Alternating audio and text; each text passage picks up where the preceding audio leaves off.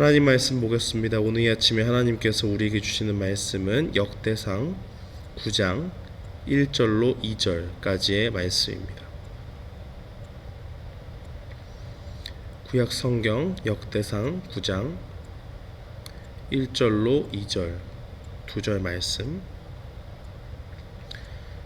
우리 다 찾으신 줄 알고 함께 봉독하겠습니다.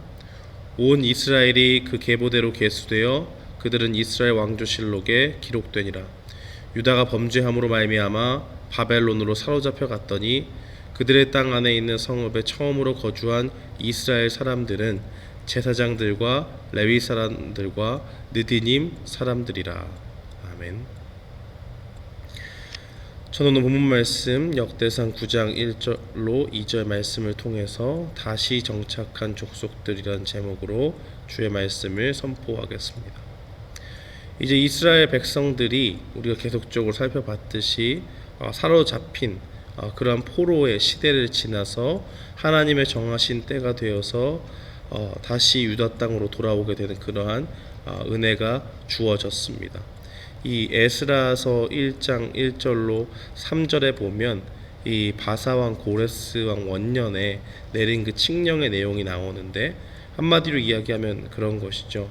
당시에 포로로 잡혀갔던 유다 백성들의 주권자가 되는, 실질적인 그 인간 통치자가 되는 이 바사왕 고레스라고 하는 그 왕이 있는데, 그 왕에게 하나님께서 역사하셔서 그가 칙령을 써서 유다 백성들이 예루살렘으로 돌아가서 성전을 회복할 수 있도록 그 땅으로 돌아가게 해주는 그러한 내용들이 이 고렉스 왕의 칙령의 내용인 것입니다. 그는 하나님을 찬양하면서 하나님께서 자기를 시켜서 이 일을 내리게 하셨다.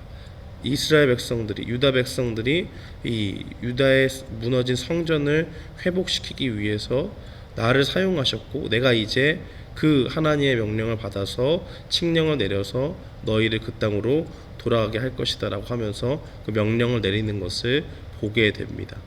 온 세상을 다스리시는 그 하나님께서 하나님의 백성을 절망 가운데 있던, 포로 가운데 있던 그 백성들을 살펴보시고 친히 그들의 통치자가 되는 이 바사왕 고레스를 시켜서 그 가운데서 이방왕을 움직여서 그들이 정말 포로이기 때문에 어디로 마음대로 갈 수 없는 상황이었지만은 하나님께서 역사하셔서 그들을 다스리고 있는 그 왕을 움직이시고 그를 통해서 하나님의 성전을 회복시키게 하는 그러한 은혜 가운데 놓이게 하였다는 것을 분명히 보여주고 있습니다.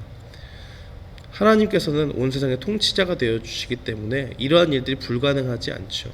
인간으로서는 상상할 수 없고 유다 백성들로서는 전혀 예측할 수 없었던 그러한 일들을 하나님께서 하나님의 능력 가운데 주권적으로 역사하시는 것을 분명히 보게 됩니다.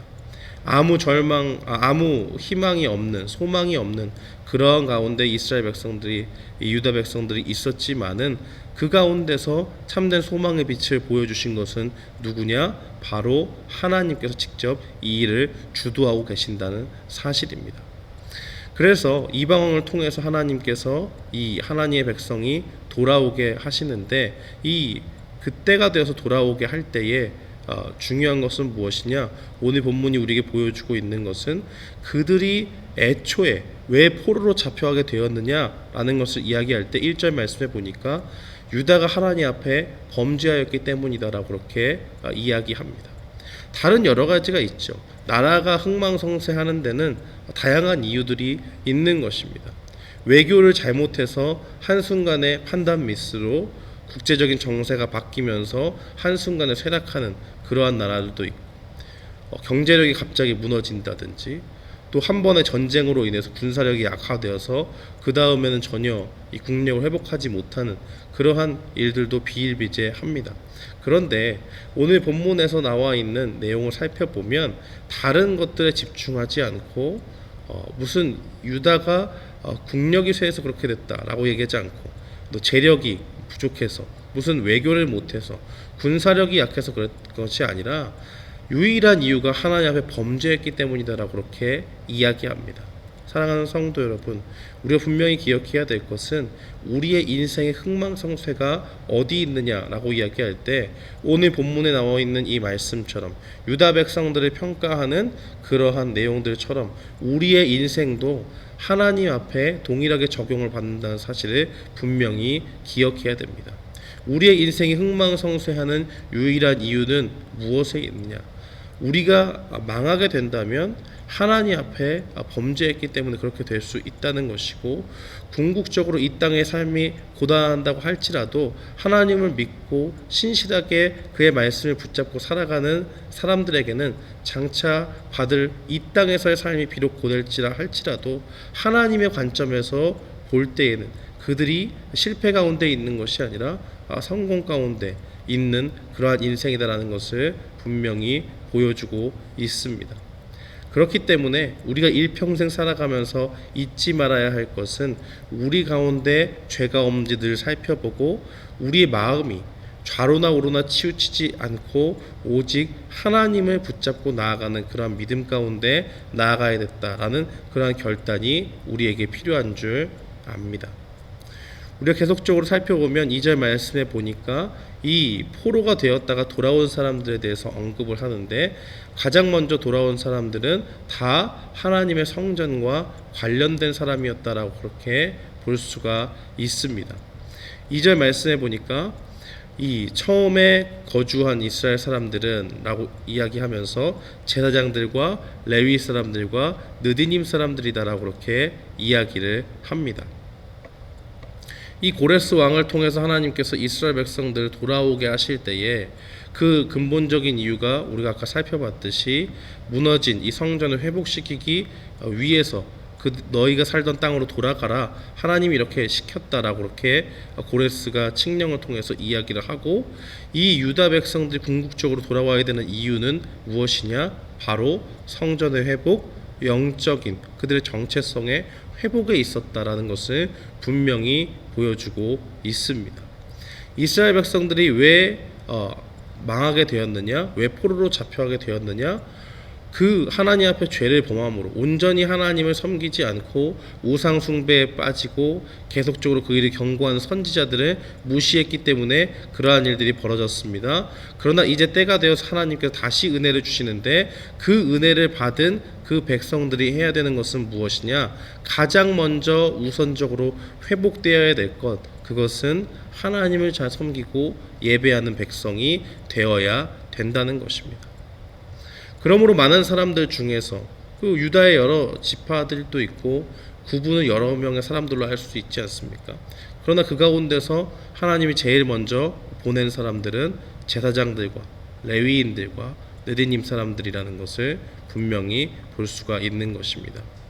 이 제사장들은 당연히 하나님 앞에서 하나님의 그 제사를 관장하는 사람들이고, 레위인들은 특별히 이 220명을 이렇게 언급을 하면서 이 성막 문지기에 대해서 이야기하는데, 이들은 이 성막을 거룩한 곳으로 지키기 위해서 사방 들어오는 모든 문들을 지키면서 그 성전이 더럽혀지지 않도록 거룩한 장소이기 때문에 그 거룩함을 침범하는 어떠한 것도 들어오지 못하도록 계속적으로 교대하면서 밤낮으로 그 성전을 지키는 사람들입니다. 또 느디님 사람들은 어떠냐? 우리가 오늘 본문은 자세히 나와 있지 않지만 에스라서 8장 20절 말씀에 보면 이렇게 증거합니다.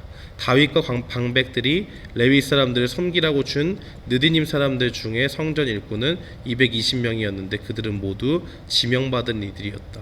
즉 그 사람들은 이방 사람들이었지만 이 다윗과 또 사무엘을 통해서 그 시대에 레위 사람들에게 이들이 분명한 임무를 받았는데, 그 중에서 이 성전에 일꾼된 사람들이 있었고 그들이 돌아오는 사람들에게 돌아오는 그러한 일들을 감당하면서 그들이 성전에 대한 어떤 임무를 분명히 띠고 나오게 된다는 것을 살펴볼 수가 있습니다.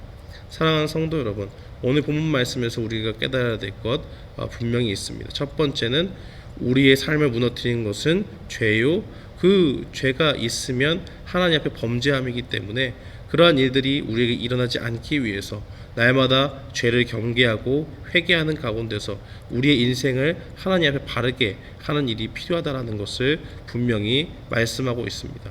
두 번째로 우리가 기억해야 될 것은 우리가 진정으로 죄로 인해서 무너진 자들이 있다면 그 가운데 우리가 회복되어야 될 것은 무엇이냐? 바로 하나님을 온전히 섬기고 예배하는 일이 가장 급선무다라는 것을 분명히 보여주고 있습니다. 사랑하는 성도 여러분, 이 말씀을 살펴보면서 우리는 결단해야 될 줄 믿습니다. 우리 가운데 죄가 있다면 어떠한 죄의 모양이라든지 반드시 끊어내고자 하는 그러한 믿음의 결단이 날마다 우리에게 있어야 될 줄 믿습니다.